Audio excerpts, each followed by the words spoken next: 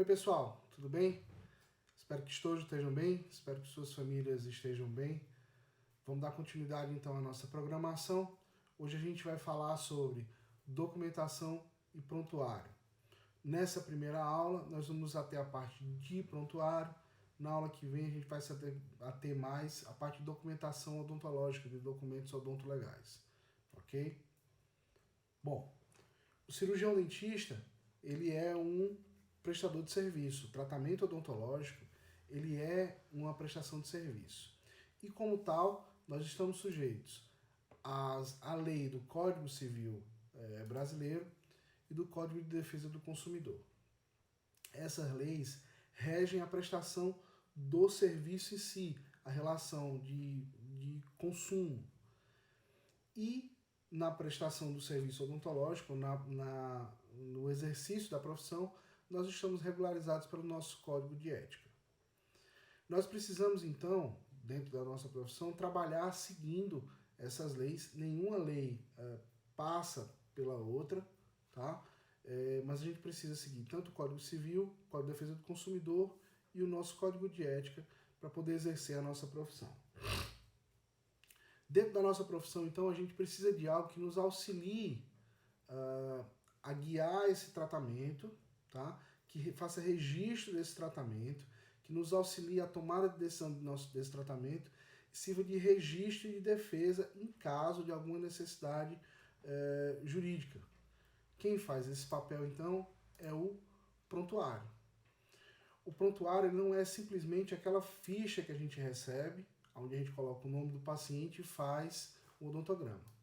O prontuário, na verdade, é um conjunto de documentos que vão nos fornecer informações sobre aquele indivíduo, tá? Para que a gente possa diagnosticar, planejar, executar e acompanhar o tratamento odontológico.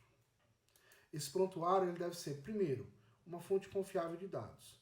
A gente tem que ter certeza de que esses dados são corretos, tá? E de que ele seja o mais difícil possível de falsificar essas informações.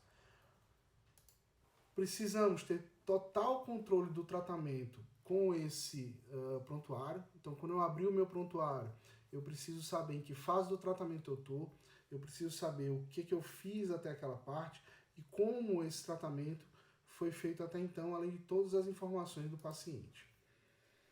Lógico, ele tem que ter validade jurídica, né? Para isso ele tem que estar em acordo com as partes necessárias que a gente vai ver daqui a pouco e servir como meio de identificação.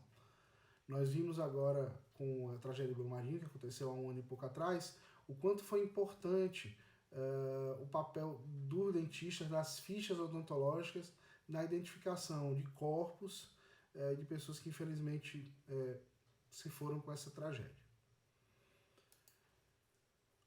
Uma das grandes divergências a respeito do prontuário é a questão da posse e da guarda desse prontuário.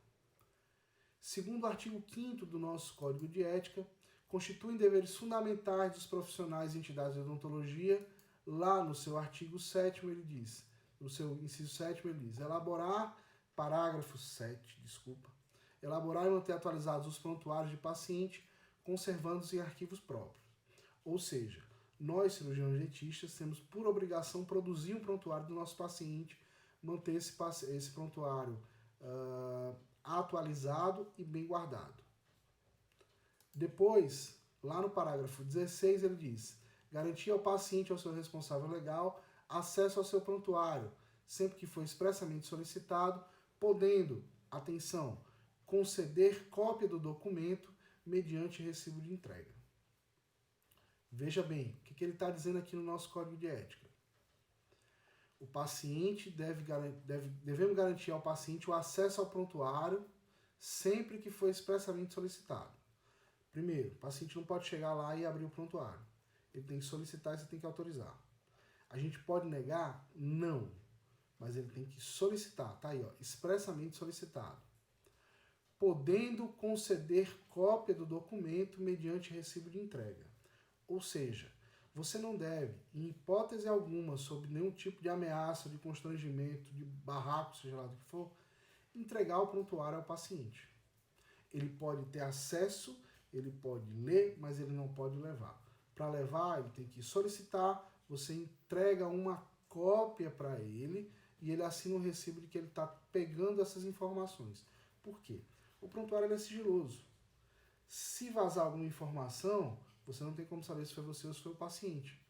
E ele pode processar mais tarde. Então precisa saber de que ele também teve acesso e que ele está com essas informações e que ele pode divulgar essas informações.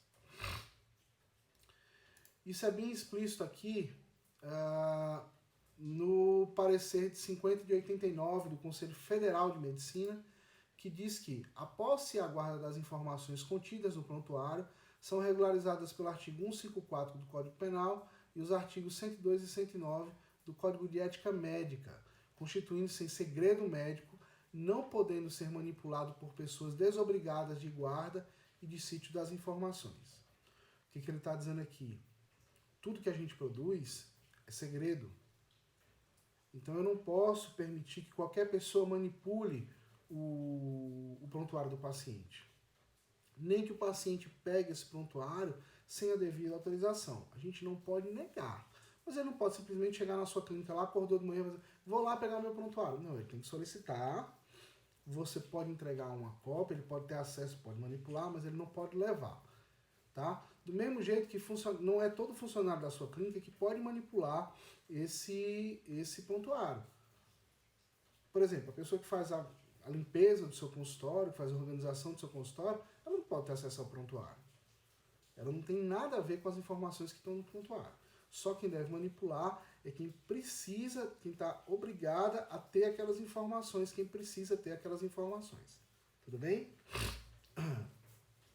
Ainda segundo o Conselho Federal de Medicina, o acesso ao prontuário pelo perito médico para efeito de auditoria deve ser feito dentro das dependências da instituição responsável pela sua posse e guarda.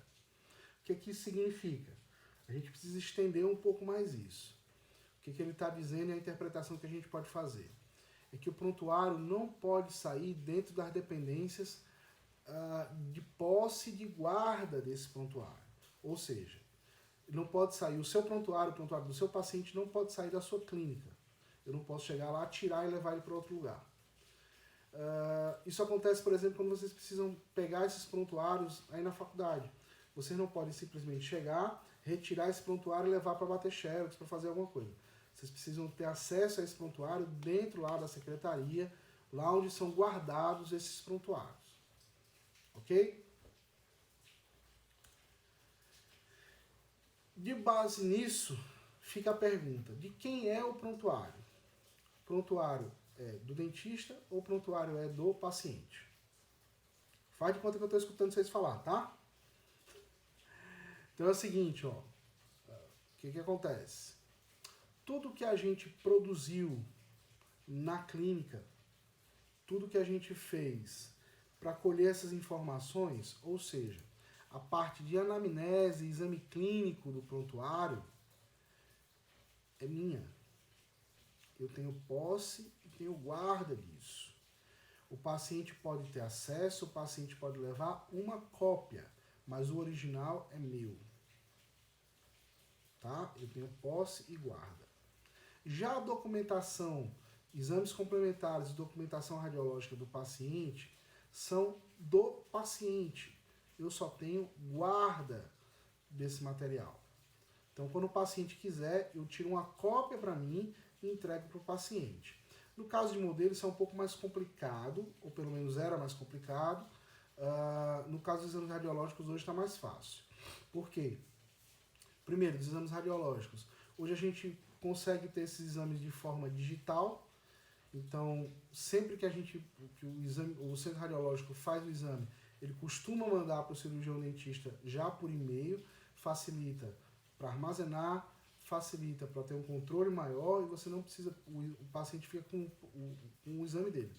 A gente não precisa nem ficar com esse exame. Na questão dos modelos, hoje tem a facilidade da gente enviar para os laboratórios e os laboratórios escanearem esses modelos. O modelo fica com o paciente, o modelo pode ser destruído, tá? E a gente tem uma cópia digital desse modelo, sempre que a gente precisar, a gente ter acesso a ele ou imprimir novamente. Porque assim, ocupa muito espaço no consultório. Então isso hoje está ajudando bastante a gente a diminuir o espaço dentro do consultório. Então lembre-se, tudo que você produziu, anamnese, exame clínico, é sua, mas o paciente pode levar uma cópia. Agora os exames do paciente, os exames que ele fez, isso não, isso é do paciente, a gente só está com a guarda. Quando solicitado, a gente deve entregar também mediante recibo, e nesse caso nós guardamos uma cópia para a gente. Certo? Depois de saber de quem é posse e quem é guarda, tem a questão do tempo de guarda desse material. Segundo o Conselho Federal de Odontologia, ele diz que o prontuário deve ser arquivado por, no mínimo, 10 anos após o último atendimento do paciente. Então vamos lá. Se hoje eu estivesse atendendo um paciente, encerrei a atividade, eu preciso guardar esse prontuário até dia 25 de março de 2030. Só que não é bem assim. Tem algumas nuances que a gente deve levar em consideração. A primeira delas é o seguinte: segundo o Código de Defesa do Consumidor, no qual a gente também está submetido, lá no seu artigo 26, ele diz que o período que o consumidor tem o direito de reclamar de defeito aparente ou de fácil constatação, está relacionado ao tipo de serviço ou produto. Isto é, 30 dias para no caso de produtos e serviços não duráveis e 90 dias para o caso de produtos e serviços duráveis. No nosso caso, são serviços duráveis. Então, defeitos de fácil constatação ou aparentes, o paciente tem 90 dias para pedir para a gente alguma reparação, alguma indenização ou a devolução do dinheiro. Certo? Que tipo de coisa se encaixa? Acordo uma restauração do dente anterior que é mais aparente, uma prótese que não esteja devidamente adequada, o paciente não consegue, não que ele não consiga se adaptar com ela, mas uma prótese que tem problema de retenção, que tem problema de suporte, que não foi visado ao paciente, ou seja, coisas que ele consegue perceber facilmente. Isso ele tem 90 dias para reclamar. Dentro desse prazo, ele pode pedir a substituição, a devolução do valor pago ou abatimento por causa de um serviço de um custo mais elevado. Agora, quando a gente tem um dano que não é de fácil visualização, que a gente chama de vício oculto, aí tem, a partir do conhecimento, 5 anos para que se preserve, para que perca essa validade. Então, no artigo 27 diz: a pretensão à reparação de danos causados pelo produto ou serviço prescreve em 5 anos, iniciando-se a contagem a partir do conhecimento do seu dano e autoria. Então, no caso, por exemplo, de uma trepanação, de um núcleo que não está ok, de um dente que não foi obturado, o prazo se inicia a partir do momento que o paciente tem consciência de que esse dano está instalado. O paciente não tem como saber, por exemplo, que esse canal foi feito. Ele confiou no profissional, ele procurou o profissional, aí você, depois de 3 anos que ele fez esse tratamento, vai no seu consultório, quando você radiografa, você vê que um conduto não está obturado. O dentista errou? Provavelmente ele errou por não ter comunicado ao paciente. Porque a gente sabe que existem outras nuances, por exemplo, o canal pode estar calcificado, ele não conseguiu acessar. Beleza. Mas ele tem que ter comunicado ao paciente, o paciente tem que ter assinado no prontuário que está ciente desse problema. Se não, a partir dessa contagem ele pode começar, conta-se um tempo para que ele possa pedir ressarcimento ao dentista que executou aquele serviço ou não executou aquele serviço de maneira correta. Tá? Se houver algum dano resultante dessa deficiência técnica a título de imperícia, imprudência ou negligência, isso pode ser constatado em qualquer época da vida do indivíduo. Então não importa se ele fez esse canal há 10 anos, há 5 anos, há 20 anos, há 1 mês. A partir do momento que a gente diagnostica de que tem algo errado, esse prazo para que ele precise reparar o dano, para que o profissional que executou precise reparar o dano, começa a contar a partir de então. Segundo o Código Civil Brasileiro, lá no seu artigo 943, o consumidor tem o direito de exigir a reparação ao qual será obrigada a família do profissional se não possuir documentos que provem o contrário, em eventual ação indenizatória civil. O que isso significa? Seguinte, você realizou um tratamento do paciente e infelizmente você faleceu. O paciente, depois de um tempo, descobre ou chega com o advogado e diz assim, ó, eu fiz um tratamento do Dr. Fulano, ele morreu, mas esse tratamento não está bem feito. A sua família pode ser acionada judicialmente. Então ela precisa que os prontuários estejam em poder dela para poder se defender. Caso contrário, ela pode ser acionada e sofrer as sanções judiciais que se julgam cabíveis. Ou seja,